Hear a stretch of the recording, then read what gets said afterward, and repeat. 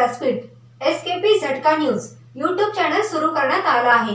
तरी सर्व प्रेक्षकांनी चॅनलला लाईक करा, सबस्क्राइब करा व नोटिफिकेशन मिळवण्याकरता बेल आयकॉन प्रेस करा।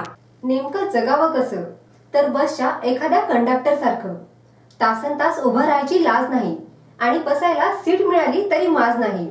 अख्खी बॅग पैशाने भरलेली असते परंतु त्यातले 4 आणे सुद्धा आपले नाहीत। आपण फक्त बॅग सांभाळणारे आहोत याची सतत जाणीव ठेवायची। चिल्लरसाठी एखाद्या वेळी एखाद्याशी वाद होणारच परंतु तो विसरून काही घडलंच नाही असं समजून दुसऱ्याशी बोलत राहायचं।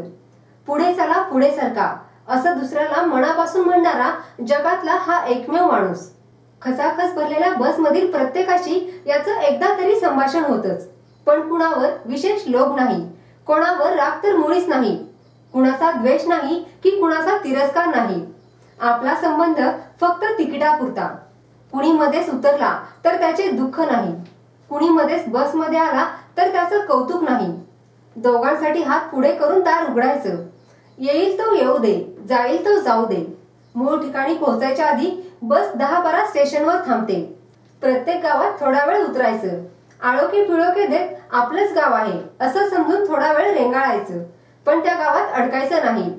आपण इथले नव्हे हे स्वतःशी बजावत पुन्हा डबल बेल मारत पुढच्या स्टेशनवर जायचं। सिंगल बेल मारली की थांबायचं आणि डबल मारली की निघायचं। बस इतके साधे नियम पाळायचे। आयुष्य जास्त किचकट नाही करायचं। हा शेवटचा स्टॉप आहे, सगळ्यांनी उतरून घ्या असं सर्वांना बजावत स्वतःची वळकटी उचलायची आणि प्रवास संपला की आपल्या घरी निघून जायचं। उद्या कुठे जायचं, कधी निघायचं, कुठल्या गाडीतनं निघायचं, ड्रायव्हर कोण असेल हे ठरवणारा तर वेगळाच असतो। उद्या गाडी कुठली असेल याची खात्री नाही, ड्रायव्हर कोण असेल याचीही खात्री नाही, सोबत प्रवासी कोण असतील याची देखील शाश्वती नाही। शाश्वत एकच आहे तो म्हणजे प्रवास। आपण असू तरी आणि आपण नसू तरीही प्रवास कोणाचा ना कोणाचा तरी सुरू राहणारच आहे, निरंतर आणि निरंतर। आपल्या असण्या वाचून आणि आपल्या नसण्या वाचून कोणालाही काहीही फरक पडणार नाही। प्रवास सुरू राहणारच आहे, निरंतर आणि निरंतर।